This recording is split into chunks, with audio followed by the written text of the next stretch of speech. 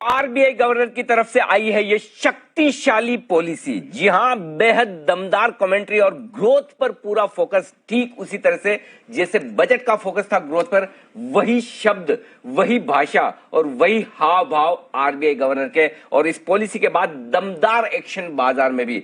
जो कुछ खास कहा है गवर्नर साहब ने वो सुन लीजिए। पहली बात, किसी तरह का कोई बदलाव नहीं दरों में, जो आपको, हमको, सबको उम्मीद थी। दूसरी बात, ग्रोथ का टारगेट 10.5% कर रखा है इस साल के लिए, वित्त वर्ष 2021-22 के लिए। और वित्त मंत्री के बाद अब आरबीआई गवर्नर भी ग्रोथ को लेकर बेहद बेहद बुलिश है। और उनका आखिरी वाक्य सबसे इंपॉर्टेंट इस पॉलिसी में, जो उनका कहना है कि यहां से ग्रोथ अगर किसी एक डायरेक्शन में जा सकती है तो सिर्फ ऊपर। और ये एक बड़ा कॉन्फिडेंस सेंट्रल बैंक की तरफ से आपको नजर आ रहा है। इसके अलावा इन्फ्लेशन काबू में आने के पूरे पूरे संकेत, महंगाई काबू में आएगी, इस बात का पूरा भरोसा है गवर्नर साहब को। चाहे कमोडिटी के दाम बढ़ रहे हों, चाहे कच्चे तेल के दाम बढ़ रहे हों, लेकिन उसके बावजूद सप्लाई साइड इश्यूज हैंडल करने की वजह से और सप्लाई आने की वजह से इन्फ्लेशन काबू में रहेगा। और ये 5 से 5.25% की रेंज में रहने की उम्मीद वो जता रहे हैं। ग्रोथ हो गया, इन्फ्लेशन हो गया,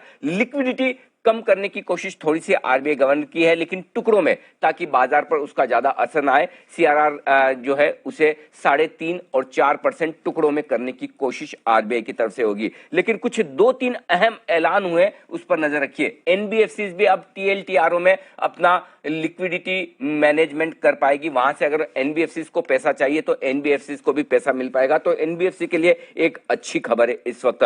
लोन डिमांड बेहद मजबूत बता रहे हैं आरबीआई गवर्नर। उनका कहना है कि तगड़ी लोन डिमांड के आसार इकोनॉमी में दिख रहे हैं। इसके अलावा अब रिटेल इन्वेस्टर सीधे तौर पर सरकार की प्रतिभूतियों में, गवर्नमेंट सिक्योरिटीज में खरीद फरोख्त कर पाएंगे, खरीद पाएंगे, बेच पाएंगे। और ये उन्होंने रिटेल डायरेक्ट के नाम से एक प्रोडक्ट लॉन्च किया, जिसमें आप सीधे आरबीआई पर जाकर अपनी गवर्नमेंट सिक्योरिटीज खरीद या बेच सकते हैं। तो ये कुछ बड़े ऐलान होते दिखे आरबीआई गवर्नर की तरफ से।